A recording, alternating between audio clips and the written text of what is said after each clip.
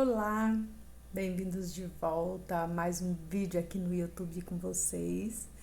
Eu quero te pedir, antes de mais nada, para que você fique comigo até o final, que hoje eu quero falar sobre um coração manso, como você pode adquirir esse hábito de ter uma mansidão no seu coração, de você atrair a presença de Deus. Então, se você quer aprender, tá interessante, já deixe seu like, fique comigo até o final, que eu vou passar para vocês sobre o que é aprender a ser uma pessoa mansa, como agradar o coração de Deus.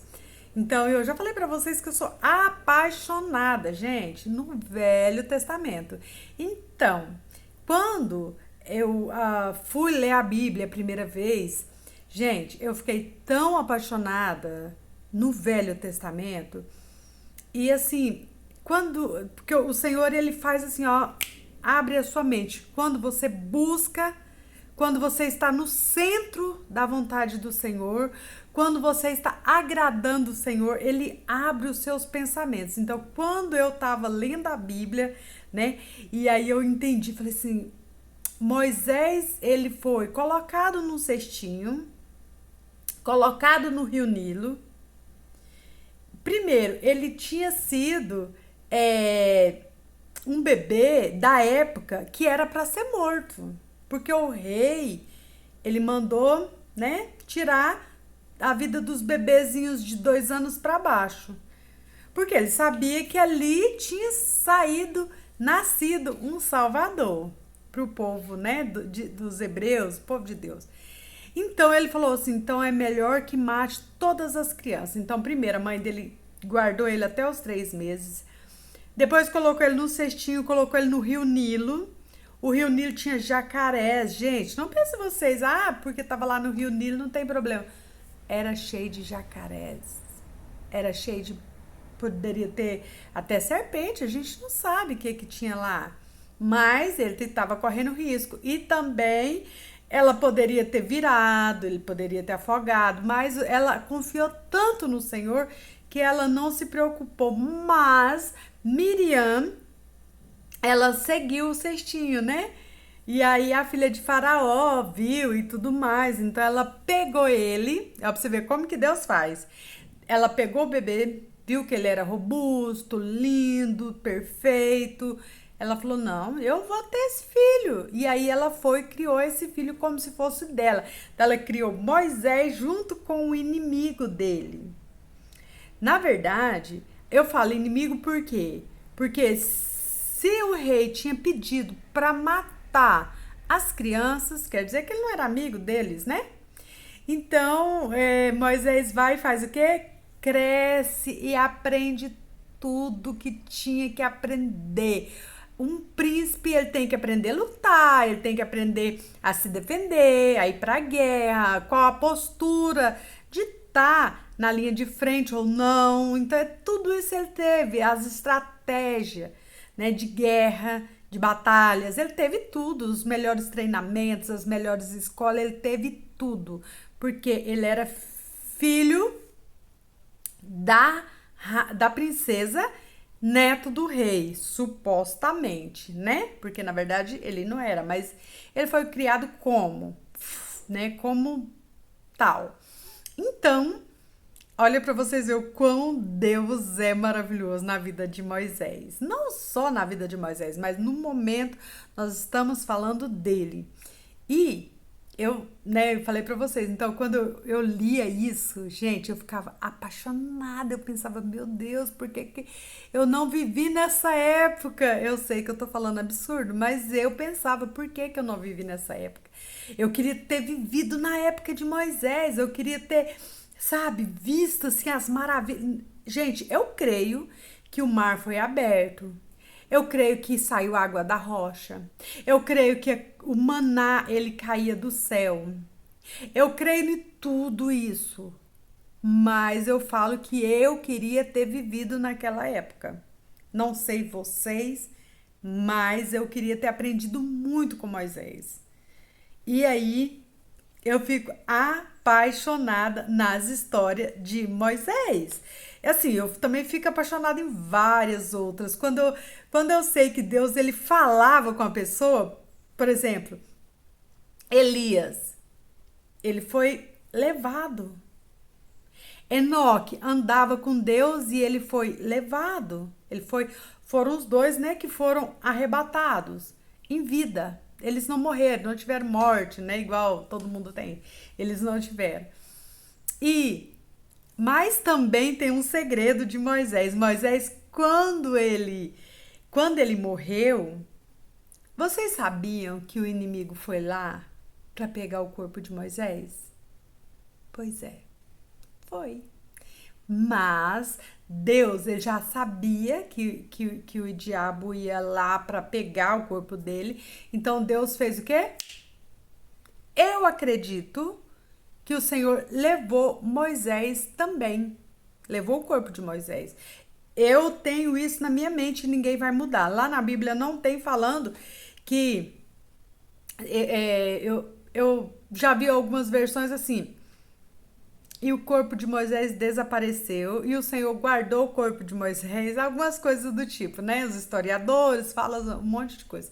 Mas enfim, o que eu quero falar para vocês? Que mesmo Moisés lá no Egito, com todos os deuses, com Deus Sol, com Deus Ram, com Deus Lua, com Deus isso, com Deus aquilo, ele tinha um coração temente a Deus. Quando o sogro dele, né, o Jetro, começou a falar de Deus para ele, ele falou assim: quem é esse Deus invisível? Porque os outros deuses eu conheço, mas esse aí eu nunca vi. Esse eu não sei como ele é. Ele é um Deus invisível? E aí Deus foi e apareceu para Moisés numa sarça, que todo mundo já sabe e tudo mais, mas não vem o caso agora. O que eu quero falar é como você aprende a ter um coração humilde e manso. Eu vou ler aqui na palavra do Senhor em Números 12, 3, que diz assim a maravilhosa palavra do Senhor. Era o varão Moisés muito manso, mais do que todos os homens que havia sobre a terra. O que eu quero falar para vocês? Moisés, o povo falava coisas horrendas. Eu falo porque se fosse hoje comigo, eu já tinha estourado há muito tempo. Mas era Moisés. Moisés, ele era diferente. Moisés, ele era humilde. Moisés, ele temia a Deus.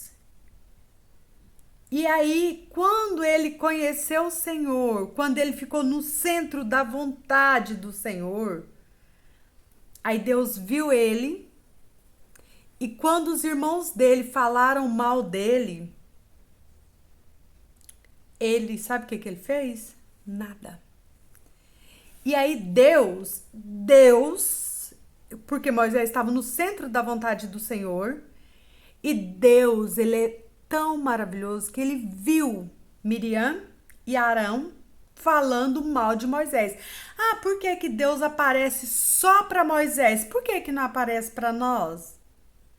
Então Deus viu aquilo e Deus falou assim: eu vou castigar eles. Eles vão ter lepras. Porque naquela época, quem tinha lepras, eles morriam de lepras, porque eram lançados para fora da cidade. Então a cidade era aqui assim, e a cidade era aqui dentro, aqui, por exemplo. Aqui tudo era cidade. Então, eles pegavam as pessoas que tinham lepra e lançavam fora da cidade, fora, bem fora. Sabe o que acontecia? Elas morriam de fome, morria de sede, morria de doença mesmo, a doença vinha, né? E eles acabavam que morriam. Então, eles morriam ou da doença ou eles morriam de fome, de sede, de tudo isso. Então, Deus fez o quê? Colocou lepra neles. E aí, eles foram a Moisés e falaram: Moisés, ora para Deus me curar. E era no dia deles partirem. E Moisés simplesmente falou: enquanto eles não se curarem, nós não vamos sair daqui. Então Deus olhou aquilo e falou assim: meu Meu filho amado, como ter um coração desse nessas horas? Então, quando alguém fizer mal para você, não queira vingança. Não queira pagar o mal com o mal, sabe?